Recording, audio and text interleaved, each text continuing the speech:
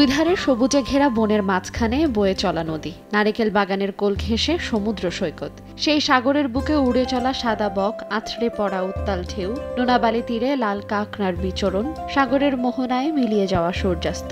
ঠিক ছবির মতনই চোখ জুড়ানো অপার সৌন্দর্যে ভরা এই চরদ্বীপটি। কবির সঙ্গে গলা মিলিয়ে বললে, এ কি অপরূপ রূপে মা তোমায়, হেরুনু পল্লী জননী, ফুলেও ফসলে কাদা মাটি জলে ঝলমল করে লাবণী। বলছি ভোলা জেলার চরফ্যাশন উপজেলায় অবস্থিত চরকুকরিমুকরি নামের এই দ্বীপ ও তরুয়া নামের বিশাল সমুদ্র সৈকতটির কথা। স্থানীয়রা এই দ্বীপ বা চরটিকে ডাকেন দ্বীপকন্যা নামে।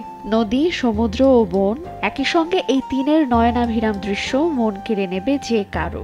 ভোলা শহর থেকে ১২০ কিলোমিটার দূরে বঙ্গোপসাগরের কোল ঘেঁষে মেঘনা ও তেঁতুলিয়া নদীর মোহনায় জেগে উঠেছে এই দ্বীপটি। জানা যায় একসময় এই চরে অনেক বেশি কুকুর ও মেকুরের অর্থাৎ ইঁদুরের বিচরণ ছিল, তাই স্থানীয়রা এই স্থানটিকে চরকুকরিমুকরি বলে ডাকত, আর সেই থেকেই এই নামে পরিচিতি পায় চরটি।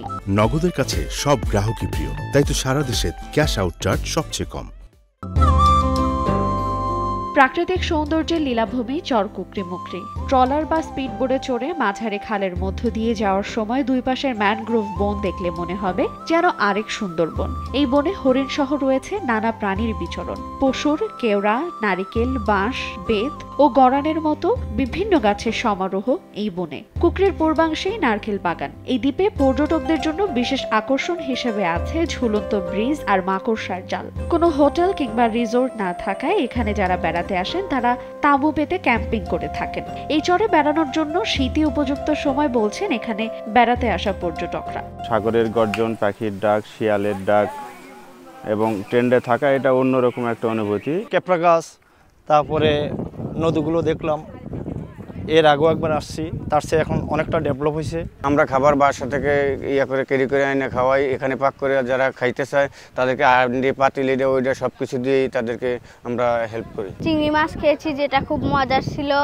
এরপর আমরা এখানে স্পিড বোটে ঘুরেছি। এখানে অনেক ভালো লাগতেছে, আমরা অনেক রকমের মজা করতেছি সবাই মিলে। কক্সবাজারও গিয়েছি, সেন্ট মার্টিন গিয়েছি, আদার্স অনেক সাজে গিয়েছি, সব জায়গায় গিয়েছি, কিন্তু এখানে এসে আলাদা একটা মজা পেয়েছি।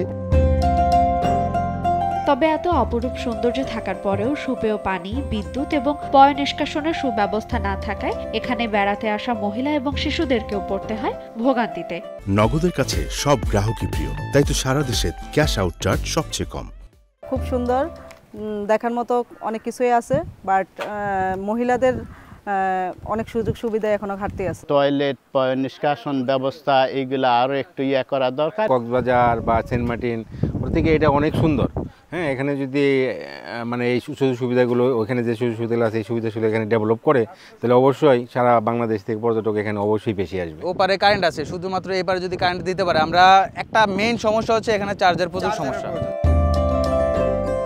ভোলার সর্বদক্ষিণে বঙ্গোপসাগরের কোল ঘেঁষে চরকুকরিমুকরি জুড়ে ম্যানগ্রোভ বন আর সাগরের সৈকতে মিলে অপরূপ সৌন্দর্যের এই দ্বীপ। এক পাশে সৈকত, আরেক পাশে বন, সূর্যোদয় আর সূর্যাস্তের মায়াবী দৃশ্য নজর কাড়ছে প্রকৃতি প্রেমীদের। এখানকার বাসিন্দাদের মূল পেশা মাছ ধরা আর কৃষিকাজ।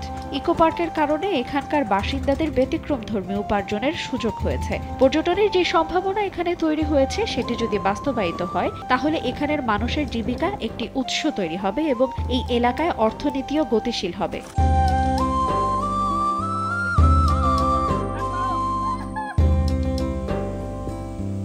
আইরিন আয়াত, সময় সংবাদ।